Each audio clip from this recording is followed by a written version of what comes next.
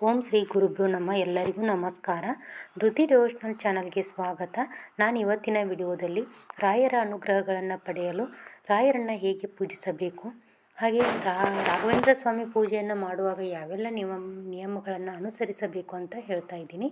ವಿಡಿಯೋನ ಪೂರ್ತಿಯಾಗಿ ನೋಡಿ. ನಾವು ಎಷ್ಟೆಲ್ಲ ಪೂಜೆ ಪುನಸ್ಕಾರ ಮಾಡಿದ್ರೂ ನಮಗೆ ನಾವು ಅಂದ್ಕೊಂಡ ಕೆಲಸ ಆಗ್ತಿರೋದಿಲ್ಲ, ನಮ್ಮ ಕಷ್ಟಗಳು ಪರಿಹಾರ ಆಗ್ತಾ ಇರೋದಿಲ್ಲ.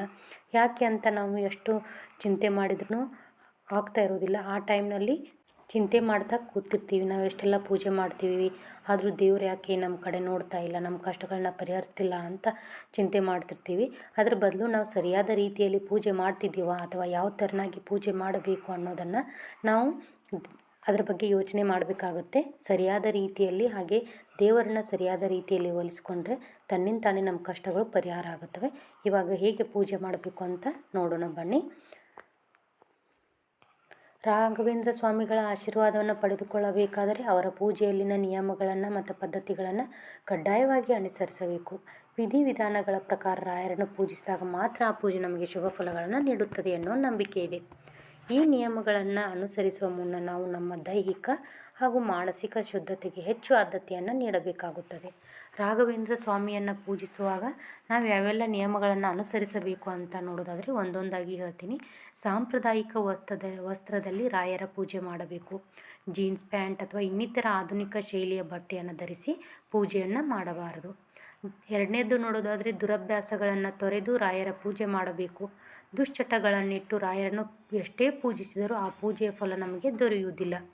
ಮೂರನೇದ್ದು, ರಾಯರ ಪೂಜೆಯನ್ನು ಮಾಡುವ ದಿನದಂದು ಮುಂಜಾನೆ ಸೂರ್ಯೋದಯವಾಗುವುದಕ್ಕಿಂತ 20-30 ನಿಮಿಷಗಳ ಮುನ್ನ ಎದ್ದು ದೈನಂದಿನ ಚಟುವಟಿಕೆಗಳಿಂದ ಮುಕ್ತರಾಗಿ ಶುದ್ಧರಾದ ಬಳಿಕ ದೇವರನ್ನು ಕೋಣೆಯನ್ನು ಶುಚಿಗೊಳಿಸಿ ನಂತರ ರಾಯರ ಪೂಜೆಯನ್ನು ಪ್ರಾರಂಭಿಸಬೇಕು.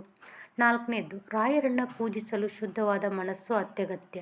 ಪೂಜೆ ಮಾಡುವ ಸಮಯದಲ್ಲಿ ನಿಮ್ಮ ಹಣೆಯ ಮೇಲೆ ರಾಯರು ತಮ್ಮ ಹಣೆಯ ಮೇಲೆ ಹಾಕಿದಂಥ ನಾಮವನ್ನು ನೀವು ಹಾಕಿಕೊಂಡು ಪೂಜೆಯನ್ನು ಮಾಡಬೇಕು. ಐದನೇದ್ದು, ಪೂಜೆಯ ನಂತರ ರಾಯರಿಗೆ ಅರ್ಪಿಸಿದ ನೈವೇದ್ಯ, ಹಣ, ಬಟ್ಟೆ ಅಥವಾ ಇತ್ಯಾದಿ ವಸ್ತುಗಳನ್ನು ಬಡವರಿಗೆ, ನಿರ್ಗತಿಕೆಯರಿಗೆ ದಾನವಾಗಿ ನೀಡಬೇಕು. ದಾನ ಮಾಡಿದ ನಂತರ ಕೊರಗಬಾರದು. ಆರನೇದ್ದು, ರಾಯರ ಪೂಜೆಯನ್ನು ಮಾಡುವ ದಿನ ಒಬ್ಬರು ಸೇವಿಸಿದ ಆಹಾರವನ್ನು ಇನ್ನೊಬ್ಬರು ಸೇವಿಸಬಾರದು. ಎಂಜಲನ್ನು ಸೇವನೆ ಮಾಡಬಾರದು. ಏಳನೇದ್ದು, ಮನೆಯಲ್ಲಿ ಕೆಟ್ಟ ಮಾತುಗಳನ್ನು ಬಳಸಬಾರದು. ಕೋಪವನ್ನು ನಿಯಂತ್ರಣದಲ್ಲಿಟ್ಟುಕೊಳ್ಳಬೇಕು. ಎಂಟನೇದ್ದು, ಪೂಜೆಗೂ ಮುನ್ನ ಒಂದು ಸಂಕಲ್ಪವನ್ನು ಇಟ್ಟುಕೊಂಡ ಪೂಜೆ ಮಾಡಿ. ನೀವು ಮಾಡುವ ಸಂಕಲ್ಪ ಇನ್ನೊಬ್ಬರ ಜೀವನದಲ್ಲಿ ನೋವನ್ನು ತರುವಂತಿರಬಾರದು. ಒಂಬತ್ತನೇದ್ದು, ರಾಯರನ್ನು ನೀವು ಸಂಜೆ ಸಮಯದಲ್ಲೂ ಪೂಜಿಸಬಹುದು, ಆದರೆ ರಾಹು ಕಾಲದಲ್ಲಿ ರಾಯರನ್ನು ಪೂಜಿಸಬೇಡಿ. ಹಾಗೂ ಸಂಜೆ ಪೂಜೆಗಿಂತಲೂ ಬ್ರಹ್ಮ ಮುಹೂರ್ತದಲ್ಲಿ ಮಾಡುವ ಪೂಜೆಯು ಹೆಚ್ಚು ಪ್ರಯೋಜನಕಾರಿಯಾಗಿರುತ್ತದೆ.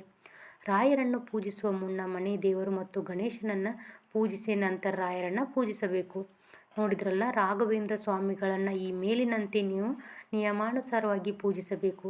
ರಾಯರನ್ನು ಪೂಜಿಸುವಾಗ ನೀವು ಗಮನದಲ್ಲಿಟ್ಟುಕೊಳ್ಳಬೇಕಾದ ಪ್ರಮುಖ ವಿಚಾರವೆಂದರೆ ಅದುವೇ ಮಾನಸಿಕ ಮತ್ತು ದೈಹಿಕ ಶುದ್ಧತೆಯಾಗಿದೆ. ನೀವು ರಾಘವೇಂದ್ರ ಸ್ವಾಮಿಗಳನ್ನು ಗುರುವಾರ ದಿನದಿಂದ ಪೂಜಿಸಬಹುದು, ಹೆಚ್ಚು ಫಲಪ್ರದವಾಗಿರುತ್ತದೆ ಎಂಬುದನ್ನು ಮರೆಯಬಾರದು. ನೋಡಿದ್ರಲ್ಲ, ನಾವು ರಾಯರನ್ನು ಪೂಜಿಸುವಾಗ ನಮ್ಮ ಇಷ್ಟಾರ್ಥಗಳನ್ನು ಈಡೇರಿಸಿಕೊಳ್ಳಬೇಕಾದರೆ ರಾಯರನ್ನು ಪೂಜಿಸಬೇಕಾದರೆ ಯಾವೆಲ್ಲ ನಿಯಮಗಳನ್ನು ಪಾಲಿಸಬೇಕು ಅಂತ ಇವತ್ತಿನ ವಿಡಿಯೋದಲ್ಲಿ ಹೇಳಿದ್ದೀನಿ. ವಿಡಿಯೋ ಇಷ್ಟ ಆಗಿದ್ದರೆ ಪ್ಲೀಸ್ ಲೈಕ್ ಮಾಡಿ, ಶೇರ್ ಮಾಡಿ, ಹಾಗೆ ಕಮೆಂಟ್ ಮಾಡೋದನ್ನು ಮರಿಬೇಡಿ. ಮತ್ತೆ ಮುಂದಿನ ವಿಡಿಯೋದಲ್ಲಿ ಸಿಗ್ತೀನಿ. ಸರ್ವೇ ಜನ ಸುಖಿನೋ ಭವಂತು.